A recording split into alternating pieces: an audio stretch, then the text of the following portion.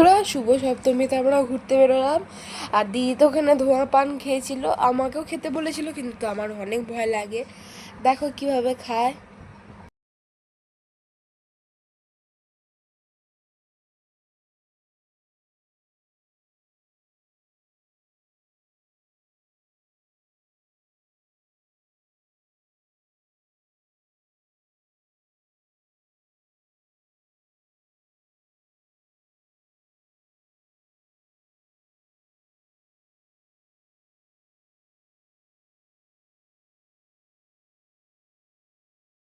বলছি ওটা নাকি খেয়ে ওর খুব স্বাদ আর মজা লেগেছিল। তো যাই হোক, আমরা চলে আসলাম রিক্সা ধরে হরিনাবি। হরিনাবি থেকে আমরা অটো ধরে চলে গেলাম এলআইজি নরেন্দ্রপুরে। তো আমাদের তো এখানে খুবই বাজেভাবে খিদে পেয়েছিল, তাই আমরা এখানটা খেয়ে নিলাম মোমো। আমি দেখো এখানে বসে বসে মোমো খাচ্ছি, আমার দিদি পাশে বসে বসে মোমো খাচ্ছে। আর এলআইচির প্যান্ডেলটা খুবই দারুণ হয়েছিল। ওটার থিম ছিল পরিবেশ দূষণ। আর এখানকার লাইটিংও খুব দারুণ ছিল, দেখতেই পাচ্ছ, তোমরা দেখেই বুঝবে। তো দেখো এই থিমটা বাইরে থেকে পরিবেশ দূষণের। এখানে লাইনে থেকে আপনাদের দেখাচ্ছি। তো দেখো এখানটায় গাছটার গোড়াটা কি মোটা। তো আমরা দেখো এখন ঢুকছি এখানটায়। আর এখানটায় বিশাল সুন্দর ডিজাইন, আর দুর্গা মাটা এত কিউট হয়েছিল বলার বাইরে। তো দেখো কি দারুণ হয়েছে। আর এখানটা অনেক ধরনের পশু পাখি দিয়েছিল।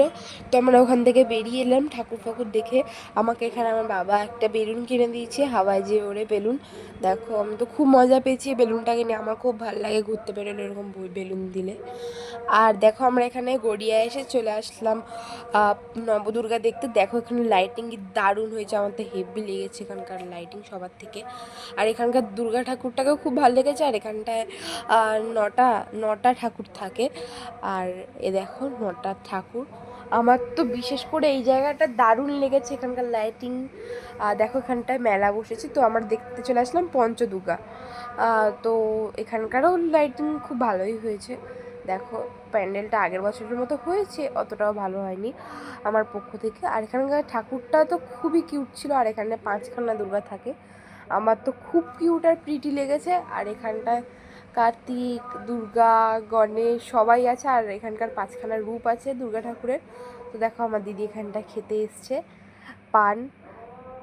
তো আগের ভিডিওতে তোমরা দেখতেই পাবে পানটা কী করে খেয়েছে। দেখো এখান থেকে আমার তো খুবই ভয় লাগছিল, তাই জন্য আমি দিদিকে খাইয়েছি। আর দিদি খেয়েও নিয়েছে, ওর নাকি খুব মজা আর আনন্দ পেয়েছে, আর মজাও লেগেছে। দেখো কি সুন্দরভাবে খাচ্ছি। আমি তো ভেবেছি পরে আবার খেলে হতো, কিন্তু আমার মা আবার কিনে দেবে না আমাকে, বকছিল আমাকে। তো এখানেই ব্লগটা শেষ করলাম, পরের ব্লগে দেখা হবে, টাটা।